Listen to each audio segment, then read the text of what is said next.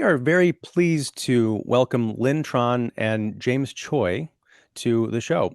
Lynn is the director and co-writer of Waiting for the Light to Change, for which James served as executive producer.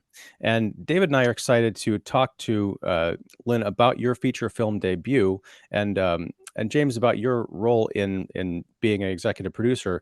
You're also a filmmaker and an instructor at DePaul. And this whole kind of project came out of DePaul University. So there's a lot to talk about, a lot to get into, including the fact, and we'll talk more about this at the end of the show, that the film is going to be screening tonight and throughout the weekend, and some screenings throughout the week at the Gene Siskel Film Center. Lynn, you'll be participating in some Q&As moderated by some local critics and journalists, so it's very exciting. All the tickets information will be below. But before we get to that, how you guys doing? Well, thank you so much for having me. I'm doing great. Yeah. Thanks, Ian, for having us. I'm doing great as well. Excellent. Well, also with me in the co-pilot seat is David Fowley of Keeping It Real, my right-hand man. I'd like to begin with talking about kind of setting up what Waiting for the Light to Change is, as far as kind of a brief synopsis for those who might not be familiar. It takes place in very early spring at a Michigan lake house where several friends have gathered for a week-long sort of pandemic-era getaway. Amy and Kim are lifelong friends whose relationship has taken sort of a downward turn since Kim began dating Jay, a guy that Amy has a significant crush on, and he's also along for the trip at the house. Also along are Lynn, Kim's cousin, who's visiting from Vietnam, I believe, and also Alex, who's sorry. China. Oh, from China. Okay, sorry, I missed that.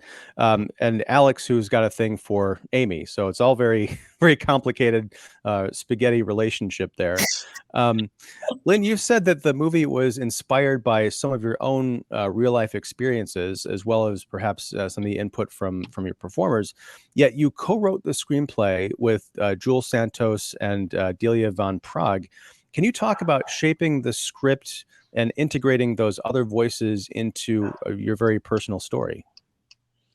So the whole process of writing started after we actually went to see my other producer Jake's family's lake house. So we actually scouted first, and then I was like, oh, I like this location and this and that, and then we wrote the script in the structure of, like, to me, like, vacation is always easier to write for, because like you have a start and you have an end, and now what you do is like you fill out the rest of it, and make it into like arcs for these characters, right? And so I think what we did first was, trying to like make a list of, like, okay, you have 7 days of vacation. What do you do? Like, what activities? And then we weave the drama in there. And even though I feel like, even though it's a lot of myself was in these characters, I I've only been like myself, so it's gonna be like way harder to just like write all these distinctive characters just from my perspective. So that's where Jules and Delia came in, and we actually wrote the script, like, like a writer's room kind of situation, where we like assign characters, and we wrote and we improv, and then like that was for like the earlier drafts, and then we would go and we would do table reads and then came back. So it was very collaborative, and everybody, even though I was like, oh, some of this is my story, but like it was what inspired the story. And like there's still a little bit of distance and freedom for us to, like, fictionalize these characters and make it like dramatic, way more dramatic than what I've experienced in real life, or less dramatic. I don't know. It's definitely was a very intense, like, quick process of writing. And now that I think about it, I'm like, we wrote this in 3 months. Crazy. Now, in terms of, I mean, you're three women writing this story, but there's two guys involved in the story. And when I'm watching the film, I mean, it didn't. I don't know how exactly to put this. I don't want to be offensive. It didn't sound like it was, a bunch of women writing for a couple of guys. It sounded like, very authentic to people you might run into on the street. So did you, I guess, consult with any of your guy friends or the actors, in that process to kind of help make those voices more authentic, or is this just, through observation, you kind of nailed it as far as how these particular types of guys would behave in this situation?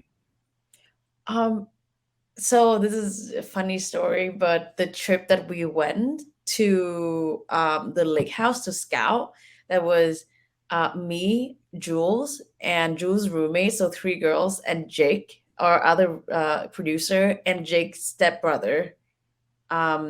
So the demographic was kind of like two guys, three girls. There would be like, like conversations and stuff, and like a lot of that kind of informed how we wanted these interactions to play out in the script.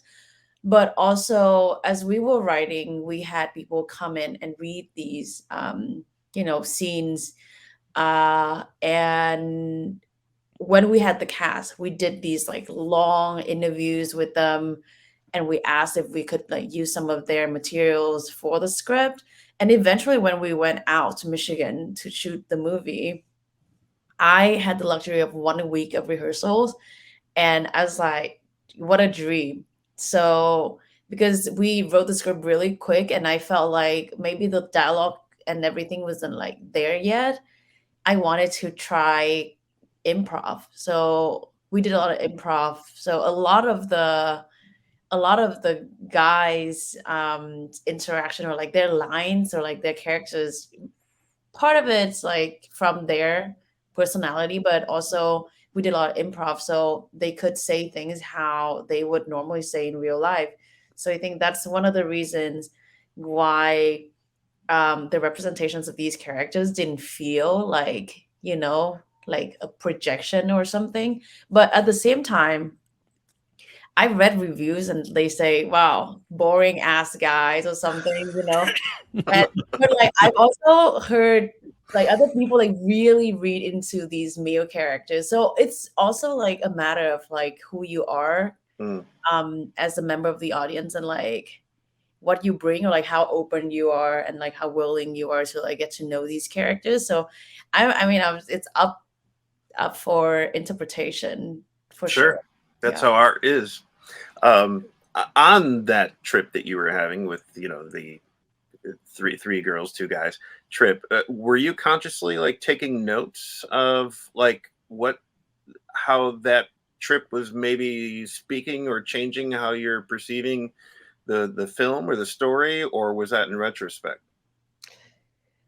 I wasn't like really like taking notes because I'm not really a note taker. I went to class, and like I went to school, never took notes. But I think it's like there's definitely something that like I retain in my brain, and most of it is like vibe, like what the like I kind of filter everything.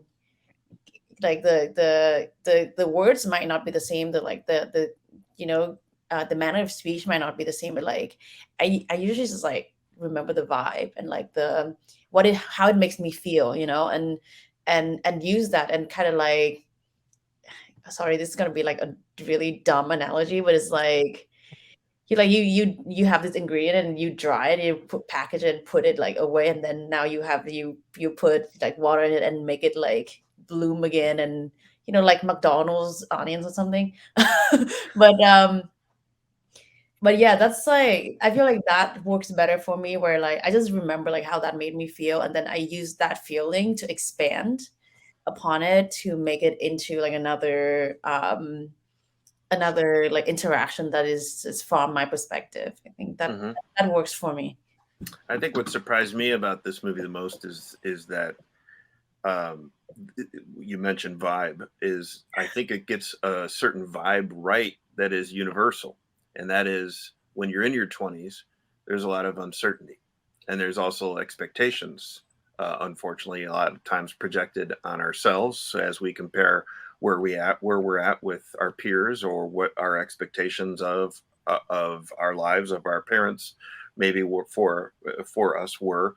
Um, I mean, unfortunately, I'm someone who's far removed from my 20s, in my early 50s. But I do what this movie, how this resonated with me is like, gosh, I remember feeling that. And in fact, I remember going on trips to like Michigan, wherever, with my friends and thinking, gosh, how lost are we? And not geographically, but in life, how uncertain things were. And I was wondering if maybe, and I don't know if the term or the theme uncertainty was a thing for you, but even the uncertainty in the beginning of the movie is like, we don't have keys. There's uncertainties, there's things that happen, on a trip, but just overall, was uncertainty, something that was on your mind? I think on a subconscious level, it's like a constant. I mean, I don't think we like set out to make a movie about, being in your 20s and the and what it feels like. I didn't we didn't do that. We wanted to make a movie about this female friendship, which is very specific. But because we were all like feeling this, I feel like, it's during COVID. It was shot in 2021. This was pre-vaccines. And because I was feeling like that, I was like, I don't know, I just finished, I'm about to be out of school.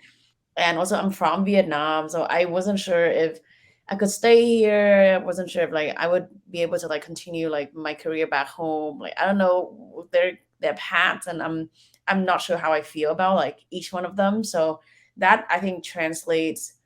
Well, that made me feel very like melancholy, and also winter like didn't really help. And I feel like feeling like that, and then making something why you feel like that kind of like organically like translate that feelings onto the screen, which I am really glad that a lot of people are like you know you know grasping that. And uh and but yeah, subconsciously definitely there.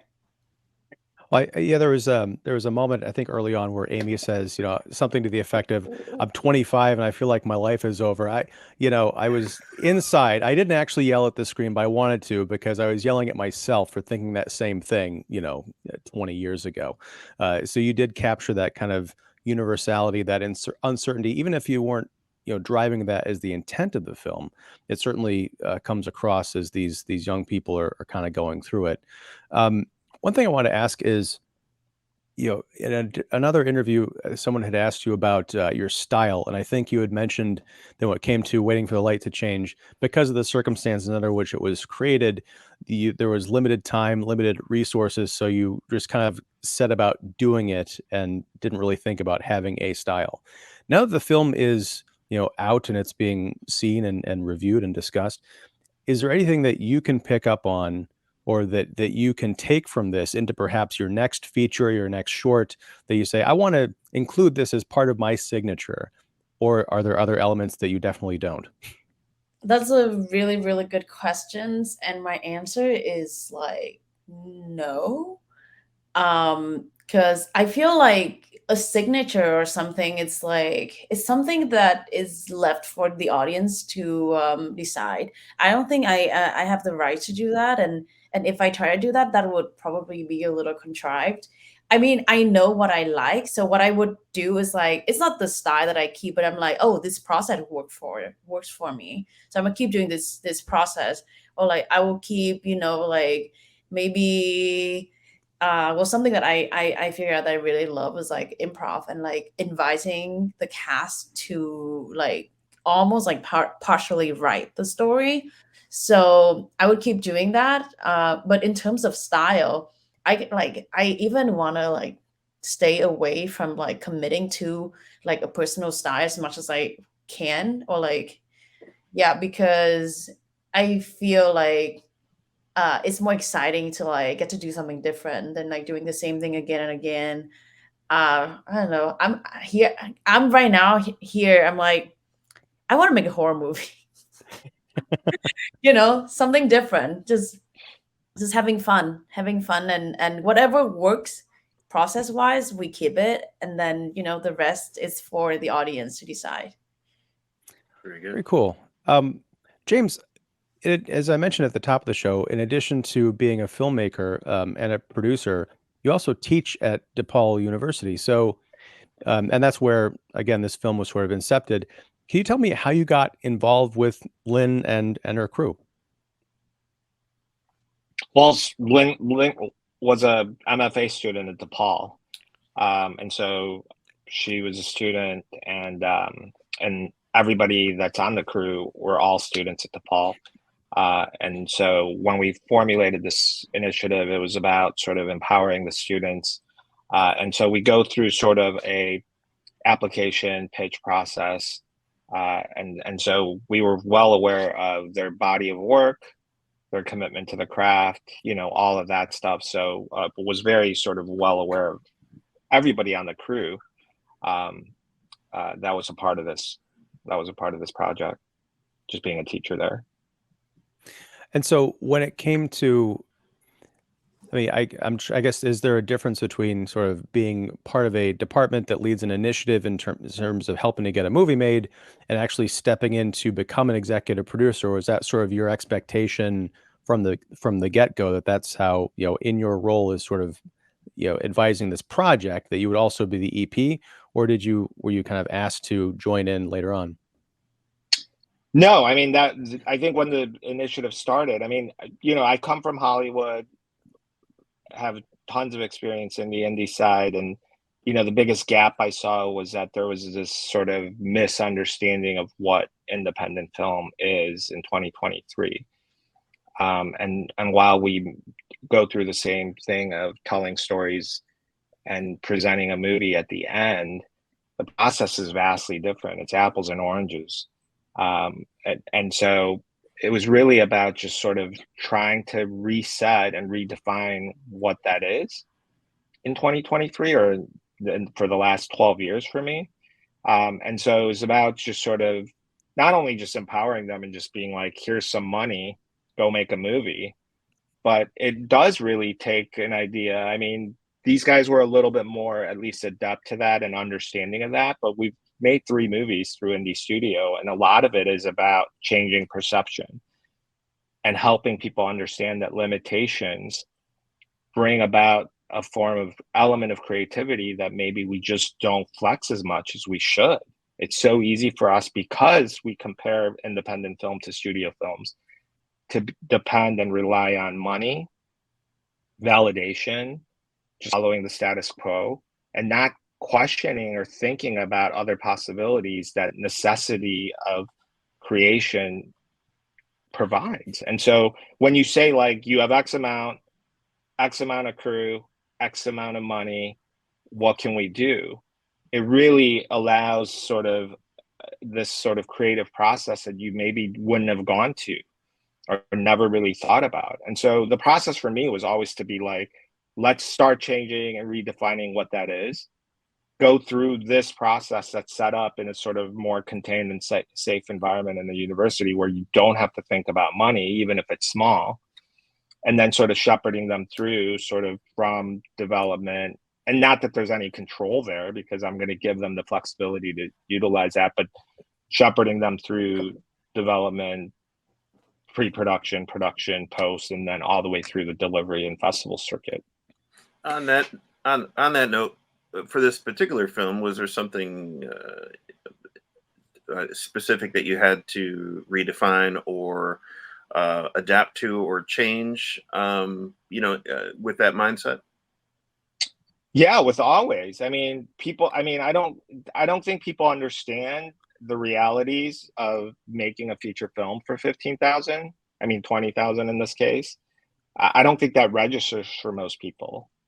And so, yeah, I mean, of course, the limitations are there. We had very specific circumstances here, but again, with this crew, at least they had a better understanding of sort of accepting that, just because they were more aware of these types of films, or the types of films that could be made at this level. I think maybe it was because this was the first year that we had grad students, But there's always limitations just in regards to, I mean, especially when you're talking about those low budgets and when you're talking about the number of crew that we had, which was basically like 9 people. Then that is it 9? Yeah, something like 9. Like 10 Um, including the COVID. Like yeah, and Yeah, it so was. I think I read it was like 10 crew and 5 cast or principal cast or something, and yeah, that's I guess. And David, maybe this is something you were driving at because it's something I was thinking about too. James, you were talking about the limitations in terms of like budget and time and all that. That's one thing. But in terms of trying to, as you say, you're spending 12 years trying to redefine what an indie film is. Was there any kind of like a Dogma 95 style charter of like, these are the things we are not going to do during this process, and these are the things we are going to commit to in this process to really make ourselves distinct from, say, a studio indie film or a micro budget studio film, which would be like $17 million. I don't know. Yeah. No, I mean, that's the other thing is sort of reprocess. Like, whenever I bring up micro indie films, it's like that's the immediate sort of thought that everyone goes to. They're like, okay, 2 characters, 1 location. We can't do anything else. Like they place these sort of preconceived limitations that that's all you can do. And really, that's not the case. And that's not the case when I'm talking about indie studio. Again, this was sort of the film that came out of this group. But I don't believe that there are those sort of limitations. Again, limitation is money, right? And so people automatically assume, well, if you don't have money, then you can't get certain locations. And that's, again, not true. And so, really all you have to do is think in terms of you're not going to build sets necessarily, but finding locations is just, groundwork, and it's just actually picking up the phone and going out there. And so there's no limit. I don't put like dogma limitations or limitations like you can't do this or that because of the budget. Of course, you can't do big action sequences and huge set pieces, but short of that, everything's free game. And our first film had multiple locations and across different cities, and so I've produced films in multiple locations with many characters for tiny budget. So yeah. I mean, in this case, obviously, limitations with micro budgets are the limitations always going to be money, but in this case, you also have COVID to contend with. What were, I guess both of you could answer this. What were the, changes that you had to be flexible with when it comes to the COVID, COVID standards or whatever? I mean, Lynn, you could share. I mean, this wasn't the initial project. So this project actually came out of COVID and the limitations that COVID sort of placed on us. But we had a whole different thing. So, I mean, Lynn can talk about that. Yeah. So at first we had this other script because like the indie studio program, well, the school can consider your script, or like they will give you some scripts that they option from past students or like local like writers or something along that lines. And I actually didn't have a script, so I picked a script, and this was January of 2020, so like COVID didn't break out yet, and we had no idea how bad it was gonna get. And by the end of like February, we're like, okay, shit. But so I got picked as director for the project. So we still were with that script, that story for like the rest of the year until like October or November, I think. And like the project has got pushed and pushed, and that project is so different, was very different, and like required so many extras and like a school location, and during that time nobody would give you a school to shoot in. So we at some point were just like, we just have to do something different. And so considering everything, we made this because we wrote this for the time, and like for the limitations that we have, and for everything else, like the experience and the story and like how we were feeling. But it would, if had it been a different time, like it would have been a different script, I think. Yeah. Yeah. And Jake, one of the producers, had this house in Michigan, so they had gone, and we knew under the COVID protocol that we had to bubble everyone. Like there was no way we were going to just let people come from their house and show up on set every day to make this movie. And so this was again a lockdown of like bringing people to a house that we were actually going to shoot at, bubble them up for a month while we were shooting, and then having them shoot and live there basically. And so that's sort of how this all came, which is sort of backwards, but again, it's so beautiful that if you're sort of faced with with these limitations, that you'll come up with creative ways to work around it, and we did, and they did. I read in I think it was the press kit that one of the other co-writers, Delia, was also the COVID compliance officer on the film.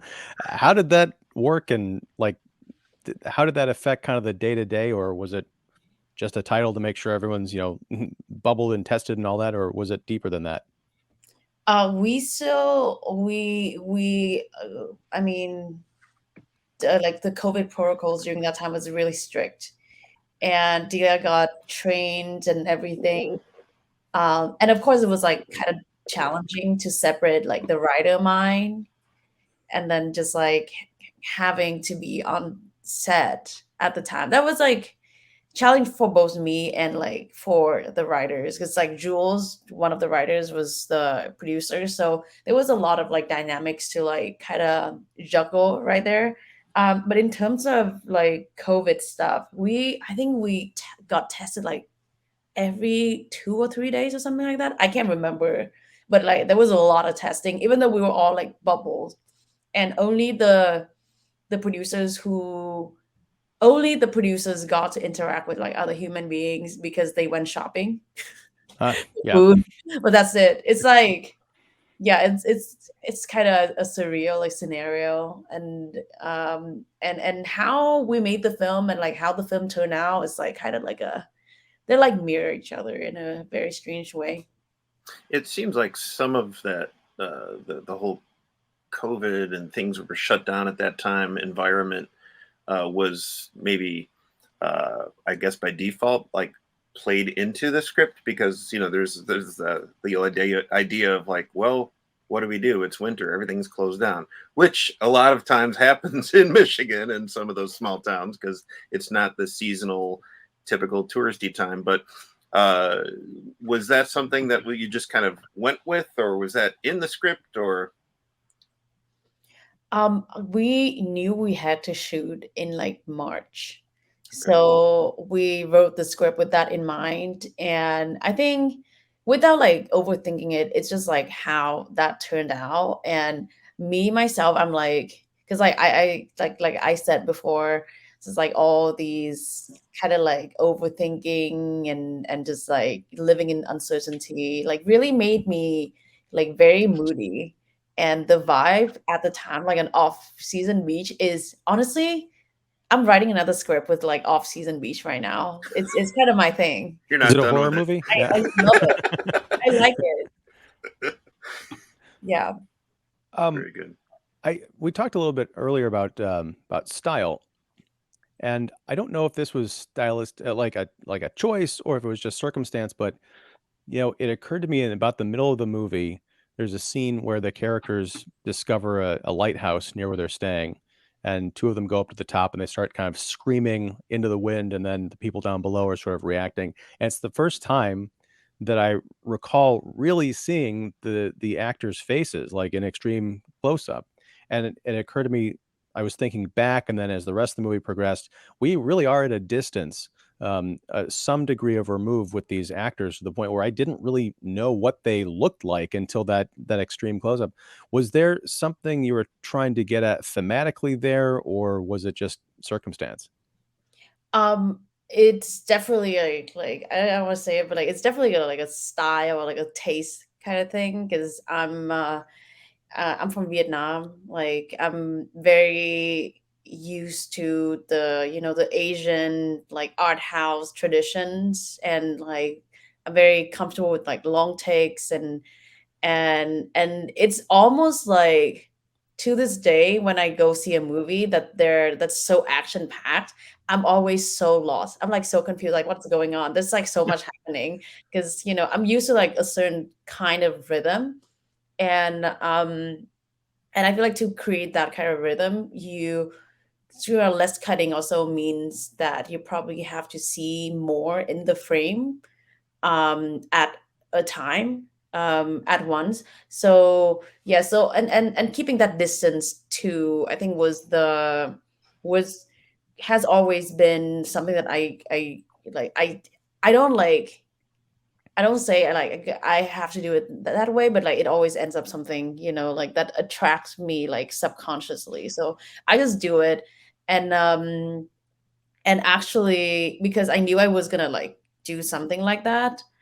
Um, Also because like we didn't have a lot of time and money, so that's like a more economical way. We could also go into like keeping it real time and everything, and like the less cutting like gives you that.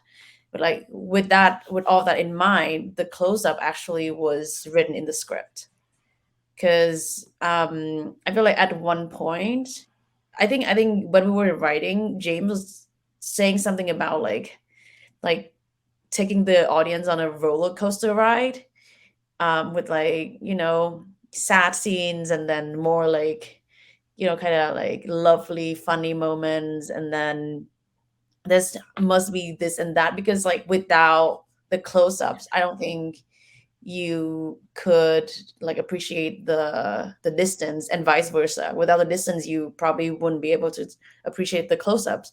So it was actually written in the script, and because I feel like at that moment, it's the moment of truth, it's like the close-ups allow you to see everything that might or might not be like unsaid. And like the funny thing too to me is like nobody is seeing these close-ups but the audience, because they actually are really far away from each other.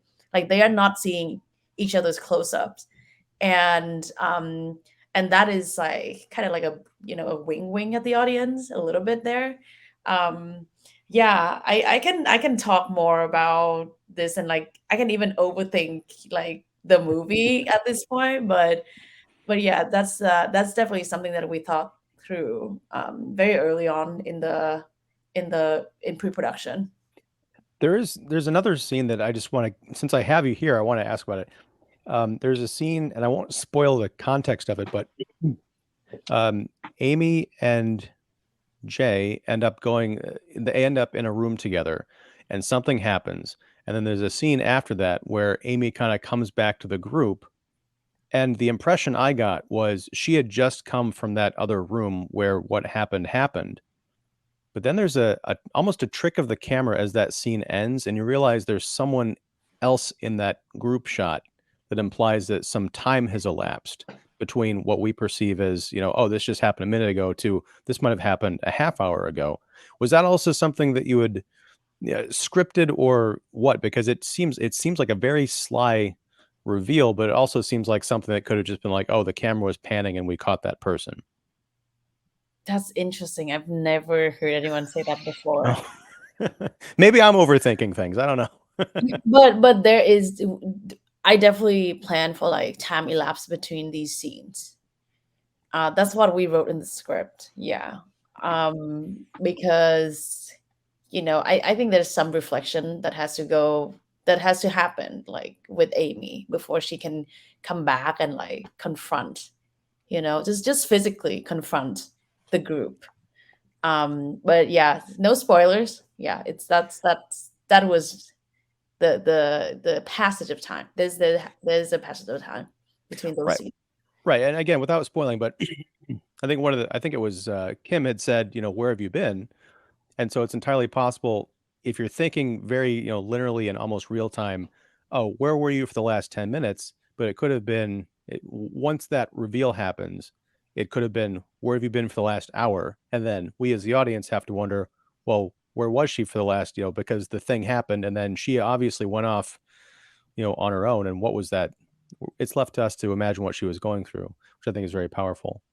I wanted to ask, I'd recently read Robert Rodriguez's book, Rebel Without a Crew, about the making and selling of El Mariachi. And it's one of the most insane things I've ever read. I don't know if the two of you ever read that book. Talk about, making a movie, on nothing and without the intention of it actually ever being shown in theaters, strangely enough.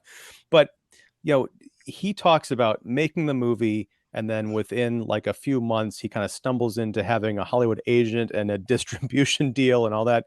You've had quite a bit of success with Waiting for the Light to Change. I mean, it's coming out on VOD next month and DVD. You're winning awards. You won the narrative feature prize at Slamdance.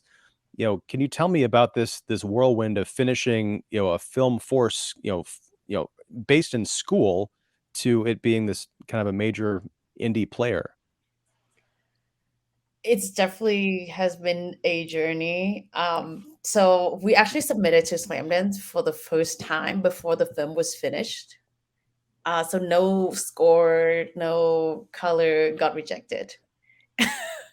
Yeah. So, and then from then to the next year, that's like a whole year of, finishing the movie and then making it as good as, as we could make it. And learning a lot about, post-production and like composing and coloring in the process. And between the two, between there getting rejected and then getting into Slamdance earlier this year, that was like a whole year with so many rejections, and the only place that accepted us was Heartland.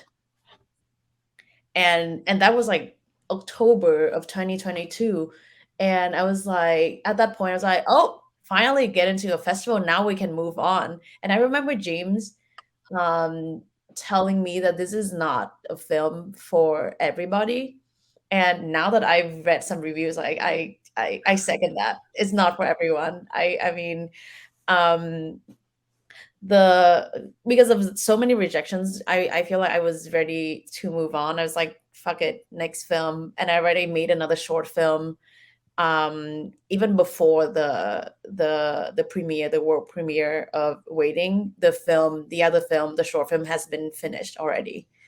So so to me, it's like always keep doing the thing, and like the process is what makes me happy. But then after we won Slamdance, that was just like, that was so crazy. That's beyond imagination. Like even the moment we got into Slamdance and I got a phone call. So Slamdance does this thing where they don't send you any email yet, but they call the filmmakers and announce over the phone first. And I thought that was a scam call. Because I think because they have the programmers of the previous year's program, the next year's edition. I think the programmer that announced it to me, that called me, was based somewhere in like British Columbia, like Canada. So like they call me on WhatsApp. I'm like, what? Really? And I thought that was like a scam call, and then winning like was beyond expectation. And after that, I feel like there was like this period of like kind of like adjusting myself and trying to kind of like figure out like how to talk about the film, because like making the film is one thing, but like talking about making the film is like a different skill, I feel like. And I've been really happy seeing how like well it is received. And to me, and a lot of the comments or like the reviews on Letterboxd, I read my reviews, it goes like this. They would say, they watch this movie, and then a lot of them like goes on to talk about like their experience like being 20s, and just like telling little like snippets or like the interpretation of like these characters' feelings. And to me, that's really precious, because it's not, I feel like that's more interesting than like praising like how well made it is, because because that just means that like people really are encouraged to think about, what they're going through, and like what the reflecting on their experience, which I think is like ultimately to me the purpose and the mission of like making art. And I'm like just excited to have like more people watching it, and super proud and happy for everybody involved, that because of this, because of this movie, now we're on to different things and we have more opportunities, and I think that's sick. It's a good way to put it. Yeah. I do want to ask real quick about that Slamdance rejection. Did you get feedback as far as like, you mentioned yourself it wasn't finished, it wasn't color corrected, it was kind of in rough shape. But were there any notes about like story or narrative or flow or anything that you kind of took back and said, okay, th regardless of whether or not you resubmit to Slamdance, this might help, get the movie over the finish line, things that we hadn't thought about? Or is it just, no, you're not getting in? It's just, no, you're not getting in. I don't Awesome. That's great. Yeah, festivals like don't really have that like luxury of time, because they have to watch so many movies, and Sure. I think just getting into a festival is just, now to me, like having been to like some festivals, I just feel like it's pure luck. I mean, merit is one thing, but like, so I imagine that there's so many filmmakers out there making amazing movies, and they only have like this many slots to program films. So whoever watched your film, maybe they are just the right audience to watch the movie, then then it's game over. Or if it's someone who just like who has different tastes, or like who likes different things, then it's a no. It's very normal. Yeah, I mean, I know that both of you said that this movie's not for everybody, but and I totally understand that, and it to some extent I agree with that. But to me, those are the movies that everybody should see, because I really feel like if you are a film enthusiast and you wind up feeling that way after watching a movie like that, then it's a good thing you saw this movie, because if anything, I think some movies, some films get us out of what we're used to, get us out of our comfort zone, and kind of we have to calibrate ourselves to a certain a way of storytelling. And I think that's what this movie does in a great way. And so, sure, it's not for everybody, but at the same time, everybody should see it. Thank you. Thank you. Yeah, thanks. That's grand. With Hollywood studios, and this is sort of the anti-Hollywood kind of initiative of trying to make a true independent film. But the Hollywood studios right now, as of this recording, are in complete chaos because we've got writers on strike, actors on strike. And I've seen a line of thinking, mostly from film Twitter or film X, whatever they're calling it now, that this is a good opportunity for, who knows if there's going to be anything coming out next year except like Dune 2, that it might be a good opportunity for truly independent voices to, find a way to be heard. You know, because not all independent productions are, union. Maybe get some, big screen exposure. I don't know, but for anybody who's looking to, I guess, potentially take the plunge in this again uncertain time, for both Lynn and James, do you have any advice to people who are thinking about seizing that opportunity? Maybe it's even a question that transcends the moment we're in now. 5 years from now, things may be back to normal. But just in terms of like, I want to be a filmmaker. I've always dreamed about making movies. What would you say to people who have that thought in their head? Ooh. Again, I think this is a much bigger discussion and problem in general. I don't know that it opens up more opportunities, because at the end of the day, again, the biggest hurdle for filmmakers to make movies is money. And so just because people are on strike doesn't mean there are more financiers out there who are willing to risk and put money into independent film.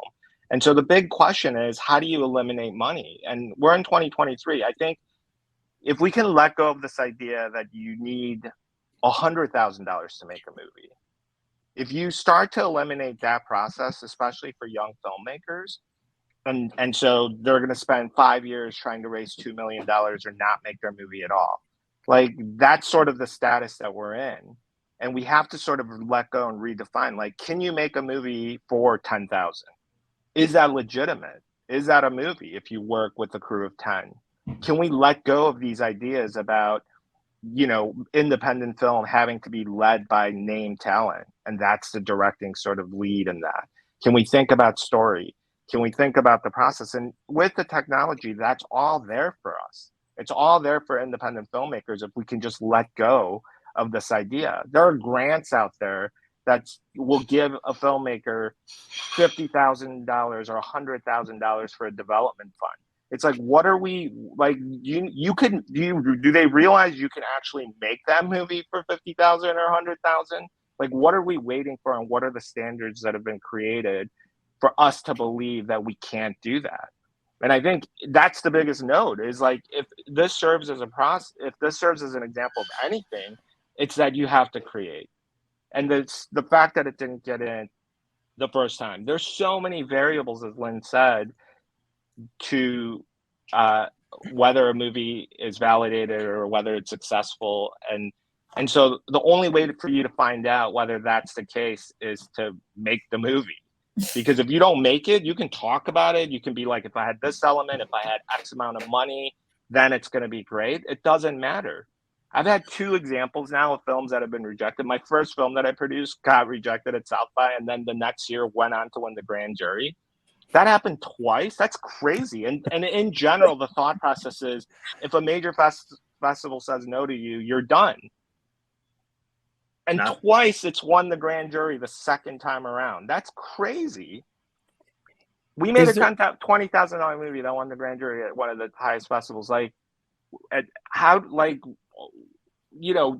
those kind of variables. Again, it's not luck. I don't think it's luck, but there's so many things going on in regards to the dialogue of the country, where people are at, the specific mandates of festivals that year. There's so many things there, and so we can't think about that. We can't think about how to time that. All independent and creators and artists can do is figure out how to make movies. And I'm telling you, in 2023, you could make a movie for zero if you let go of all the sort of preconceived notions of what you need to do, because the industry is constantly telling us no. That's their number one thing. No, you can't. No, you can unless you have X, Y, and Z. That's like the constant message we're being flooded with. And you just got to let that go and say, like, okay, that was an antiquated system of how things were done. Maybe we just create a new path, and whatever path that is. And we can't let money be the thing that stands in the way, which ultimately is like, whether that means we want to get paid and have this idea like, I don't care, I need to get paid, otherwise I'm not making a movie, or whether that's just understanding and embracing the fact that you can make it for a lot less. I mean, and that's huge. That's like a whole nother thing of like, forget all the little details of the dynamics of how things go, but it's really about sitting back and just going like, we need to redefine this process. Well, also, I think innovation springs from that mindset of like, this is what you have, go make something great. I guess one of my question back would be, say someone really wants to make, Marvel movies on a shoestring budget, CGI heavy, explore other worlds and other stuff. Maybe that's something that we'll see in the next. I hate to bring up the AI, because it's kind of the big problematic boogeyman right now. But is it feasible that someone could create a special effects heavy movie using AI, or using a network of friends who are skilled animators who are willing to pitch in for free to make someone's vision happen, and then that sparks some kind of a filmmaking revolution? Because I agree. I think the big gatekeepers in a lot of senses, and you mentioned this yourself, James, in a way, is the filmmakers themselves. Because it's very easy to say, I got rejected from South by Southwest, that's it. But through persistence, you go back again, and second time's the charm, twice. Yeah. And those Marvel movies, having aspirations of that, I think what people don't understand is trying to copy $100 million movie with very little money or no money is that's a futile exercise. But there's also a connection that if you look at the last 12 years of people making Marvel films, and this goes back to Mark Webb, to Anna Boden, most recently Chloe Zhao, These Mhm. guys they weren't making or replicating $100 million Marvel films. They were doing small little indie films in the 250,000 range. And then their next jump, Safety Not Guaranteed, Trevor going from Safety Not Guaranteed to Jurassic Park, 500 Days of Summer to Spider-Man, from Nomadland to Eternals, right? I mean, Half Nelson to Marvel. I mean, these things, they're not taught to figure out how to make a $200 million film. If you understand story and you understand how to work with actors, that jump can happen when you're given $100 million budget and a 5,000 people crew who are going to basically provide for you what is in your head and your imagination. That jump will happen, but that jump happens and there are steps to those jumps. And the first thing that you need to focus on is story and actors. And I don't think trying to replicate, and that's the biggest problem with young people, is trying to replicate a Michael Bay movie when they have no money, or trying to replicate a Steven Spielberg movie when they have no money. That's really hard to do. And most of the time it becomes a lesser version or an unoriginal or voiceless version of that thing that they aspire to. And it just kind of gets lost. Sure, and I totally understand what you're saying. I'm just talking about like if there are people out there who not wanting to like replicate Marvel, but just do something that takes place in another dimension or another planet or something. But hey, I'm sitting in my, New York apartment, with an internet connection and, some mild artistic skills. Is that even possible? Or at Oh, least for something that sure.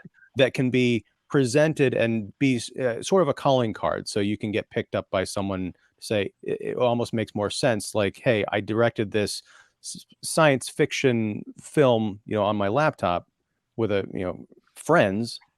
Now I can do a space adventure movie rather than I did an indie comedy and now I'm going to do a, a superhero movie. um, yeah, I'm just saying, I think it's an exciting time full of opportunity for people to figure out how to make any kind of movie. And I think to your point, those limitations are the ones that we kind of impose on ourselves, Yeah. and to not think about the other stuff because that is almost a cosmic way of keeping out people who don't really want it or don't want it bad enough. Well, I Yeah, want for to, sure. I want a Linh Tran horror movie, so I'm all Me too. game for that. I'm all game for that. Well, I think, yeah, and I think David, we're just about Yeah. out of time here, so I think if you had a question for Lynn to kind of close things out about upcoming projects, perhaps. Yeah, so I know off camera you did mention, Lynn, that October's a busy month for you. You're script supervising another feature. You're also editing, helping to edit that. But you also have another film coming out in October, and that will specifically be at the Chicago International Film Festival. It's a short called Video Funeral. Can you talk a little bit about that? Maybe tease us, and we can get people in seats there in the theater. So yes, this is the short film that I made after the feature when I was thinking, okay, this feature is not going anywhere. So I was like, let's do something else, keep the creative juice going. But again, this short is also like one of the projects that came out of, like it's like somebody also gave me $5,000 and wanted me to make a movie, and I'm like, okay, I look within and see, like what story do I have to tell? And this is a story, this is a very, very personal story of, it's almost like a imagined scenario of what if my sister comes to see me, why I'm stuck here in the US because of immigration status and because of COVID, bringing my dad the DVD of my dad's funeral, which I couldn't attend when my dad passed away 10 years, almost 10 years ago. So yeah, that's hence the title of Your Funeral. Is gonna be at it's gonna be in the, I think, what is it called, like City and State short block at the Chicago National Film Festival, which is honestly a dream because I've been like applying and applying years after years after years, and this is the first time like I got into the festival. So super excited and proud to be a Chicago filmmaker, a Vietnamese Chicago filmmaker. Yeah, so that's See, about it. I mean, that's awesome. I mean, I've learned a lot from this time together today, but I feel like one of the things that I'm reminded of is rejection is just that. It's a rejection. You keep moving forward, and that's it. It's expected. You will get rejected. I mean, that's with any, like, really a lot of artistic endeavors. You know, it's just expected. Yeah. And it didn't stop you guys. I mean, look, this has been an amazing year. I mean, I first heard about the film at Chicago Critics Film Festival, which is where I saw it first and reviewed it, and it's one of my favorite films of the year. So I'm happy to have this time with you today. Thank you so much. Thanks, David. I echo those sentiments for sure. And folks out there, if you're in Chicago or going to be in Chicago this weekend, in fact, starting tonight, Friday the 22nd or 23rd, I have no idea what day it is. 22nd. 22nd, yes. 22nd. You can catch Waiting for the Light to Change at the Gene Siskel Film Center. There's going to be showings throughout the week. And Lynn, you're going to be there for some Q&As for a number of those screenings. And we'll have info and tickets and all that information down in the description below. So definitely check that out. And, you know, lots of great things to come. I'm sure we're going to be watching your careers with great interest, as they say. And we hope to have you back to talk about future movies. So thank you very much, Linh Tran and James Choi. This has been an absolute pleasure for both myself and David. And yeah, take care. Also, I'll link all your, you know, if you've got social media stuff or websites, I'll find out. I'll get that all from you and put that down below so people can track all your movie making adventures. So thank you very much. And yeah, take care. Thank you so much for having us. Thank you, guys. Good to see you both. Take care. Take care.